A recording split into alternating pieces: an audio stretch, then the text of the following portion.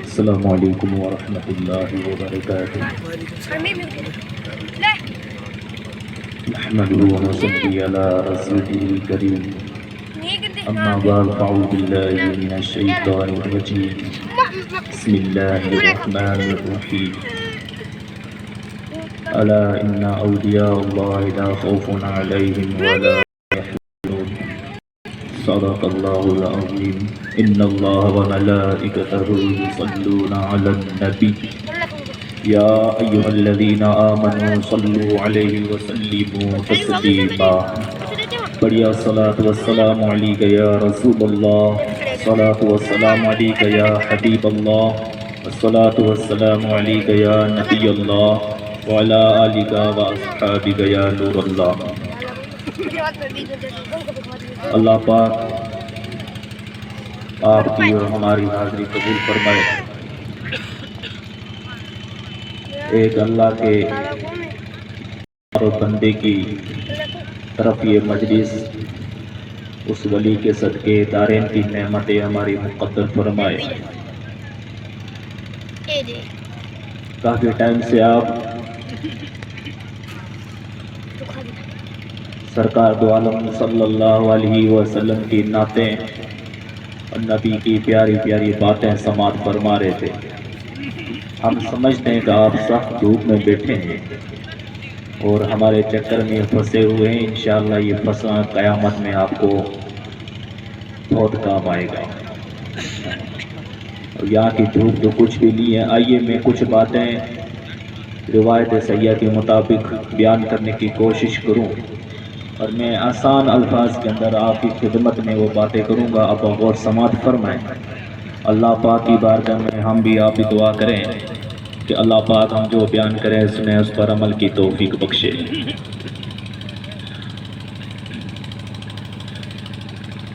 آپ جانتے ہیں کہ جب دھوپ سخت ہوتی ہے اور زمین جب پوری گرمی دیتی ہے تو اللہ کے فضل سے بارش ہوتی ہے۔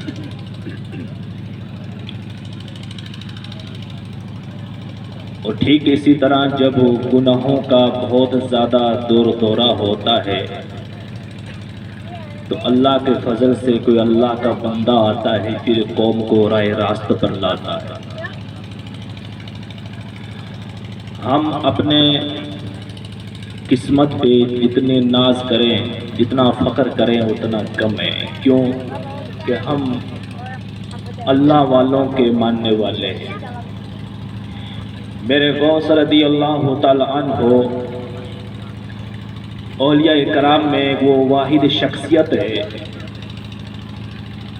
کہ جن کے قدم کے نیچے تمام کائنات کے اولیاء ان کی گردنیں جھکی ہوئی ہیں۔ حضور سرکار غوث اعظم محبوب سبحانی غوث سمدھانی شہباز لامکانی قندیل نورانی شیخ عبد القادر جیلانی الحسنی والحسینی رضی اللہ تعالی عنہ وہ پائے کے بزرگ ہیں کہ آپ اس سے اندازہ لگائیں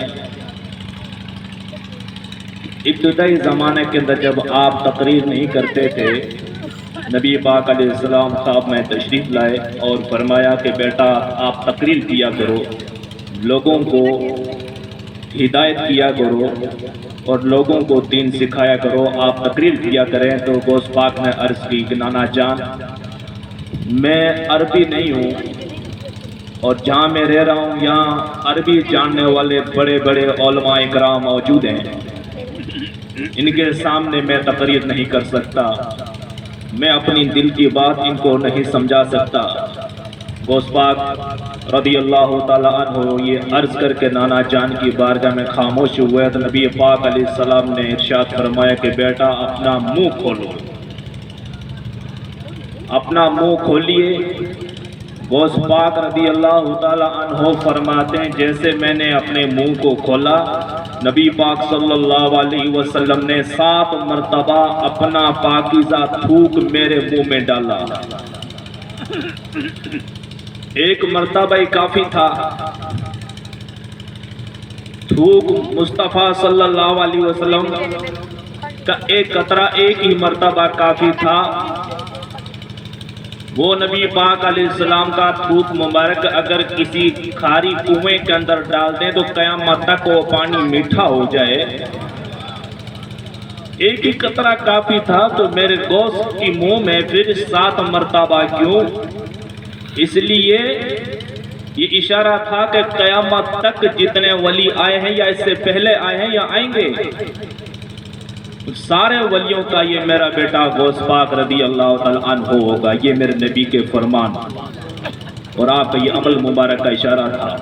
اس کے بعد میں حضرت علی رضی اللہ تعالیٰ عنہ خواب میں آئے تو حضرت علی رضی اللہ تعالیٰ عنہ نے 6 مرتبہ تھوک مبارک اپنے بیٹے کے منہ میں ڈالا تو غوث پاک نے عرض کی، ابا جان، نانا جان نے تو 7 مرتبہ ڈالا تھا، آپ نے 6 مرتبہ کیوں؟ تو حضرت علی نے ارشاد فرمایا کہ بیٹا یہ ادب مصطفیٰ ہے، میرے آقا نے 7 مرتبہ ڈالا تو میں ایک درجہ کم 6 مرتبہ آپ کے منہ میں اپنا تھوک ڈالا ہوں۔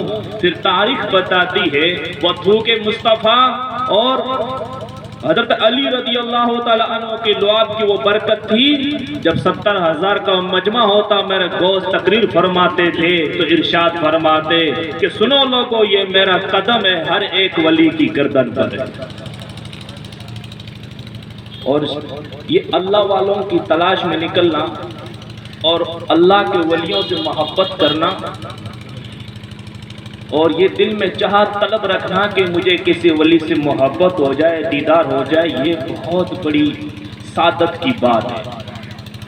تقریباً 200-250 سال پرانے زمانے کی بات ہے، سرکار سید محمد راشد رحمت اللہ علیہ اللہ کے ولی گزرے، اولاد غوث اعظم۔ وہ فرماتے ہیں کہ کسی زمانے کے اندر ایک بادشاہ کو یہ محبت ہو گئی دل میں کہ مجھے کسی ولی سے جا کے فیض لینا ہے، کسی ولی کا قرب حاصل کرنا ہے، کسی ولی کا دیدار کرنا ہے۔ وقت کا بادشاہ تھا تو انہوں نے سوچا کہ اولیاء جو ہوتے ہیں وہ بستیوں میں نہیں، وہ جنگلوں میں رہتے ہیں۔ اولیاء اکرام کہاں رہتے ہیں؟ وہ جنگلوں میں رہتے ہیں، عبادت کرتے ہیں۔ وہ بادشاہ اپنے لشکر کے ساتھ میں اپنے شہر سے باہر نکلا اور باہر نکلا تو چلتے چلتے بادشاہ کے سواری کے پاس سے ایک خوبصورت کوئی جانور نکلا اور بادشاہ کو وہ جانور پسند آ گیا۔ اب وہ جانور پسند آیا تو بادشاہ نے اپنا گھوڑا اس کے پیچھے دوڑایا، اس جانور کے پیچھے جو بادشاہ کو پسند آیا۔ گھوڑا دوڑاتے دوڑاتے بادشاہ اپنے لشکر سے بہت دور نکل گیا، بہت دور نکل گیا۔ جب وہ دور نکلا تو لشکر سے پچھڑ گیا۔ چلتے چلتے دیکھا آگے تو کوئی ایک شخص جنگل میں بیابان میں سر پہ سامان رکھا ہوا ہے اور جا رہا ہے۔ اب وہ شخص نے مڑ کے جب دیکھا بادشاہ کی طرف، اور وہ شخص جو تھا وہ چور تھا، وہ کسی کا سامان چوری کر کے لایا تھا اور وہ جا رہا تھا ٹھکانے پہ۔ اب وہ شخص نے بادشاہ کو دیکھا کہ یہ سمجھا کہ یہ میرا تعاقب میں میرا پیچھا کر کے کوئی آیا، مجھے گرفتار کرے گا۔ تو وہ شخص بادشاہ کو دیکھ کر کے اپنا سامان زمین پہ رکھا اور سجدے میں سر رکھ کر کے اب دل ہی دل میں دعا کرنے لگا، یا اللہ آپ اس سے بچا لیں، آج مجھے رسوائی سے گرفتاری سے بچا لیں۔ بادشاہ اپنا گھوڑا دوڑاتے دوڑاتے اس کے قریب گیا، گھوڑے سے نیچے اترا اور دل میں یہ خیال کیا کہ جس ولی کی تلاش میں نکلا ہوں وہ ولی ہے۔ اب اس کے سامنے بعدت 2 زانو ہو کے بیٹھ گیا، سر جھکا کر کے چور سجدے میں پڑا ہے شرمسار، اور بادشاہ ادب اور فیض حاصل کرنے کے لیے اس کے سامنے دو زانوں بیٹھا ہے۔ کافی دیر کے بعد میں بادشاہ نے کہا کہ اے اللہ کے نیک بندے، میں آپ کی تلاش میں آیا ہوں، آپ مجھے کوئی نصیحت کیجیے، میں آپ سے فیض لینے کے لیے آیا ہوں، میں آپ سے برکتیں لینے کے لیے آیا ہوں، اور آپ ہیں سجدے سے سر ہی نہیں اٹھاتے۔ اب وہ چور تھوڑی دیر کے بعد میں سجدے سے سر اٹھایا اور کہا بادشاہ کو، کیونکہ وہ سمجھ چکا تھا کہ یہ میرا پیچھا کر کے کوئی نہیں آیا، یہ کسی اللہ کے ولی کی تلاش میں، چلیے اسی کو لوٹ لیا جائے۔ بادشاہ سے کہنے لگا کہ بادشاہ سلامت، کہ آپ ادھر آئیں۔ ایک لکیر کھینچی، ایک زمین کے اوپر دائرہ کھینچا لکیر، اور کہنے لگا بادشاہ سے کہ آپ اس کے اندر سر جھکا کے بیٹھ جائیں، جب تک میں نہ کہوں تب تک آپ کو یہاں سے اٹھنا نہیں ہے، جب تک میں حکم نہ کروں تب تک آپ کو یہاں سے اٹھنا نہیں ہے۔ بادشاہ نے کہا حضور آپ کا حکم سر آنکھوں پر، آپ ارشاد فرمائیں، غلام کرنے کو حاضر ہے۔ وہ چور اس بادشاہ کو لکیر کے اندر بٹھا کر کے اور بادشاہ کا سارا سامان جو بادشاہ نے رکھا تھا وہ لے کر کے گھوڑے پہ، جو بادشاہ کا گھوڑا تھا اس پہ سوار ہو کے فرار ہو گئے۔ وہ بادشاہ لکیر کا فقیر بن کے رہ گیا۔ 3 دن گزر گئے، وہ بادشاہ وہیں بیٹھا ہے عقیدت سے، ابھی تک بادشاہ کو علم نہیں ہے کہ یہ کوئی چور ہے، وہ یہی سمجھ رہا تھا کہ یہ اللہ کا ولی ہے اور مجھے یہ حکم کر کے گیا ہے کہ یہاں بیٹھا ہوں تو مجھے برکت ملے گی۔ 3 دن کے بعد میں اللہ پاک کو رحم آیا، جناب والا حضرت خضر علیہ السلام کو حکم دیا اللہ پاک نے کہ خضر فلاں جنگل میں بیابان میں جاؤ، وہاں میرا ایک بندہ ہے، وہ میرے کسی ولی سے فیض حاصل کرنے کے لیے بڑا سفر کر کے آیا ہے اور اس کو کسی چور نے دھوکہ دے دیا ہے، جاؤ اس کو تم نصیحت کرو، جاؤ اس کو فیض پہنچاؤ۔ اب حضرت خضر علیہ السلام وہاں سے نکلے اور اس جنگل میں بیابان میں بادشاہ کے پاس آئے۔ جو بادشاہ کے پاس آئے تو بادشاہ وہ لکیر کے اندر بیٹھے، سر جھکا کے ادب سے بیٹھے۔ نعرہ تکبیر، نعرہ رسالت، سید قمر الدین صاحب کا قبلہ، نعرہ تکبیر، نعرہ رسالت۔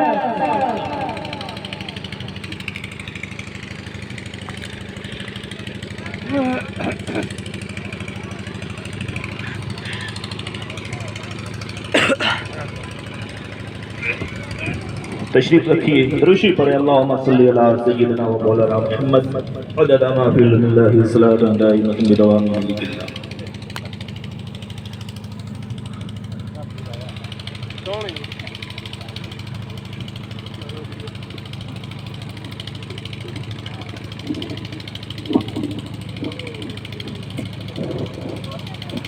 اب جب حضرت خضر علیہ السلام اس بادشاہ کے پاس پہنچے تو ان سے کلام فرمایا، سلام کلام ہوا۔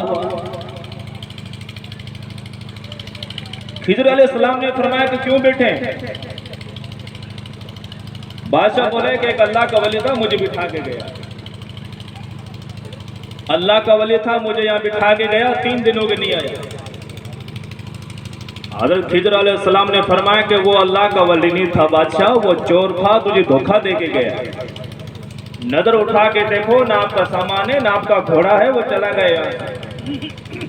اب اللہ پاک نے مجھے بھیجا ہے، میں خضر ہوں،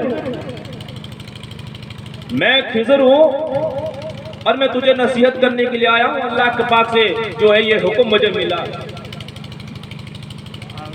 بادشاہ نے بولا کہ میں فیض تیرے سے نہیں لوں گا، میں تو اسی سے فیض لوں گا کہ جس اللہ نے، جس رب نے تجھے یہاں فیض دینے کے لیے میرے پاس بھیجا ہے، وہ اللہ اس چور کو ولی بنا کر کے بھی میرے پاس بھیجنے پر قادر ہے۔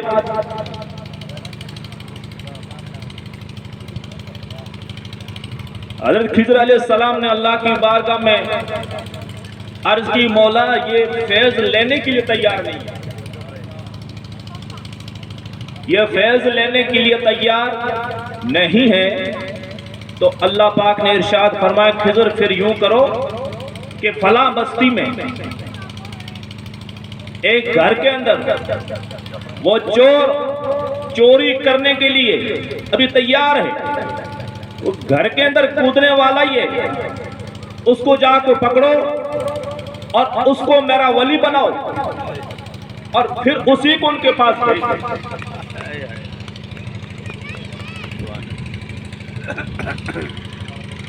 اللہ پاک قادر مطلق ہے، جسے چاہے جو عطا فرما دے، اس کی شان سے کوئی بعید نہیں ہے۔ حضرت خضر علیہ السلام وہاں سے نکلے اور وہ بستی میں پہنچے، واقعے میں دیکھا کہ وہ چور ان قریب گھر کے اندر کودنے والا ہی تھا، جا کے ہاتھ پکڑا اور فرمایا کہ فلاں جگہ ایک بادشاہ 3 دن میں تیرے انتظار میں بیٹھا ہے، جاؤ اس کو جا کے ہدایت کرو۔ وہ کہنے لگا سرکار میں چور ہوں، یہ میرا کام نہیں ہے کسی کو فیض دینا، کسی کو برکت دینا، میں چور ہوں، میں لٹیرا ہوں۔ خضر علیہ السلام نے فرمایا کہ ٹھیک تو چور تھا، اب میرا ہاتھ تیرے ہاتھ کو لگ گیا، جا اب تو چور نہیں ہے، تو ولی ہے۔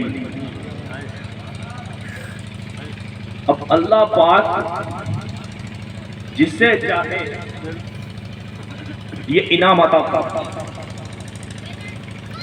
تو آپ اور ہم ایک ولی کی بارگاہ میں قرب میں اور قبرستان کے یا باڑے میں مقبرہ میں بیٹھے، پتہ نہیں کتنے یہاں نیک بخت مدفون ہیں، کتنے اولیاء اکرام یہاں آرام فرما ہیں، تو اولیاء اکرام کی بستی میں ایک ولی کے انتظار میں بیٹھے، تو یہ آپ کا بیٹھنا انشاءاللہ اللہ کی بارگاہ میں مقبول ہوگا۔ غوث پاک رضی اللہ تعالی عنہ یہ وہ شخصیت ہے، جب آپ پہلا حج کرنے کے لیے مکہ شریف پہنچے اور مکہ پاک سے مدینہ شریف گئے، آپ نے روضہ رسول پہ کچھ اشعار پڑھے، شعر پڑھے، جس کا مطلب یہ تھا کہ یا رسول اللہ جب میں مدینہ سے دور تھا تو میں اپنی روح کو بھیجتا تھا جو آپ کے روضے پہ حاضری دینے کے لیے حاضر ہوتی تھی۔ یہ شان ہے اللہ والوں کی۔ اعلیٰ حضرت نے اس طرف اشارہ فرمایا کہ جان و دل ہوش و خرد سب تو مدینہ پہنچے، جان و دل ہوش و خرد سب تو مدینہ پہنچے، تم نہیں چلتے رضا سارا تو سب عرض کرتے ہیں کہ اپنے آپ کو متوجہ کر کے اپنے روح سے فرماتے ہیں کہ سب کچھ مدینہ چلا گیا، یہ صرف ڈھانچہ یہاں رہ گیا ہے، اے جسم اب تیری بھی باری ہے، تو بھی جا کے اپنے نبی کی بارگاہ میں غوث پاک رضی اللہ تعالی عنہ جب نبی پاک علیہ السلام کی بارگاہ میں حاضر ہوئے تو نبی پاک صلی اللہ تعالی علیہ وسلم نے اپنے قبر انور سے اپنا ہاتھ مبارک باہر نکالا